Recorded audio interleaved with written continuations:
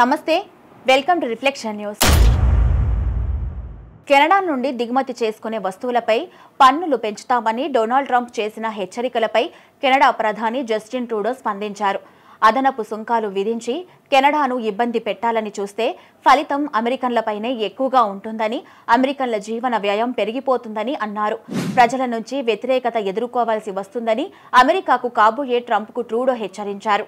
America నుండి ఇలాంటి సవాళ్లను గతంలో ఎదుర్కొన్నామని, ఇప్పుడు కూడా ఎదుర్కొంటామని ట్రూడో తెలిపారు. కెనడా ఎగుమతి చేసే వస్తువులపై పన్నులు పెంచితే తాము కూడా ప్రతిచర్యలకు దిగవలసి వస్తుందని ట్రూడో బదులిచ్చారు.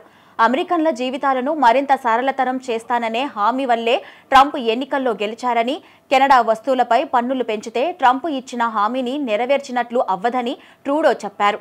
అదనపు సుంకాల వల్ల అమెరికన్ల ఆహారం, దుస్తులు, ఆటోమొబైల్, ఆల్కహాల్, ఇతర వస్తువుల ధరలు గణనీయంగా పెరుగుతాయని ట్రూడో తెలిపారు.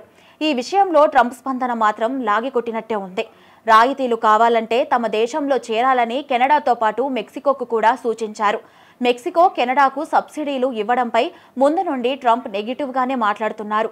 ఇంకా ఇలాంటి రాయితీలు, ఆర్థిక సహాయాలు కావాలంటే ఆ రెండు దేశాలు అమెరికాలో రాష్ట్రాలుగా మారి తమ దేశంలో భాగం అవ్వాలని బహిరంగంగా సూచించారు. అమెరికా ప్రతి ఏడాది కెనడాకు $100 బిలియన్, మెక్సికోకు దాదాపు $300 బిలియన్ సబ్సిడీ ఇస్తుందని, ఇంకా సబ్సిడీ ఇవ్వడం కుదరదన్నారు. ఇదే విషయాన్ని డైరెక్ట్ గా కూడా ట్రూడోకు చెప్పారు డొనాల్డ్ ట్రంప్. అమెరికాలోకి అక్రమ వలసలను అడ్డుకోకుంటే కెనడా, మెక్సికోలపై భారీ సుంకాలు విధిస్తామని ట్రంప్ హెచ్చరించారు. పెంచే సుంకాల కారణంగా అమెరికన్లకు ఏమీ నష్టం లేదని, సుంకాలు ఎకనామిక్ టూల్ మాత్రమే కాకుండా విభేదాలను నివారించే వ్యూహమన్నారు.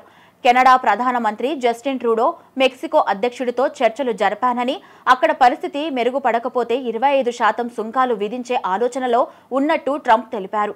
అమెరికా కొత్త అధ్యక్షుడిగా డొనాల్డ్ ట్రంప్ త్వరలో బాధ్యతలు స్వీకరించనున్నారు.